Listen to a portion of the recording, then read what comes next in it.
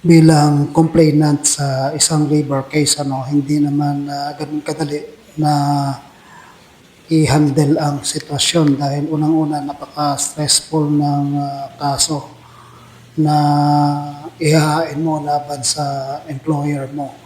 Kaya pinakauna sa lahat dyan, siguraduhin na ang kasong isasampa mo ay talagang meron kang ebidensya, no? Kasi kung hindi yan malakas, madidismiss lang yan, magsasayang ka lang ng panahon mo, pagod, tsaka siyempre yung pera kasi kada galaw naman kapag ikaw ay nasa Maynila, halos lahat dito may bayad, no? Kaya importante na pinaghahandaan mo yung labor case kung ikaw man ay complainant na nag-iisip na magsampa ng kaso sa employer mo. Ang pangalawa ay kailangang alamin mo kung ano ang mga cause of action na tinatawag, no? Pag sinabi mo kasing cause of action, ito yung mga rason kung bakit ka mag-file ng labor case. Halimbawa, illegal dismissal, no? Ayan ang cause of action mo. Pwede ring money claims, no? Kung pera ang hinahabol mo.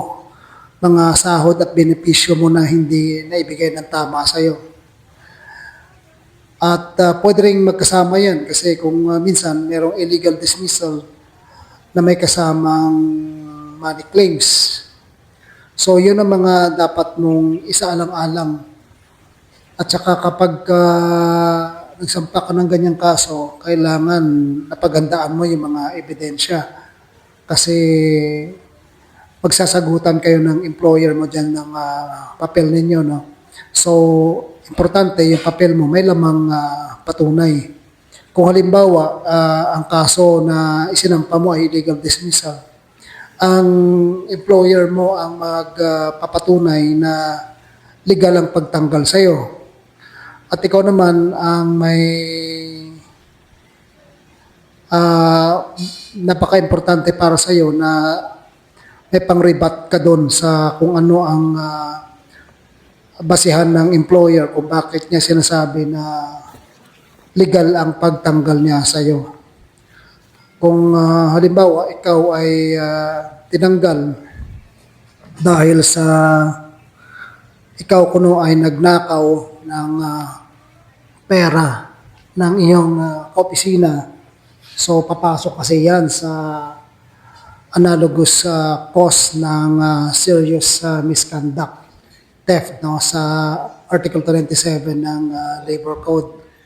Kung ganun ang ikinaso sa iyo at tinanggal ka, patunayan ng employer yan na merong basihan para maging legal ang pagtanggal sa iyo dahil sa di umano ikaw ay nagnakaw.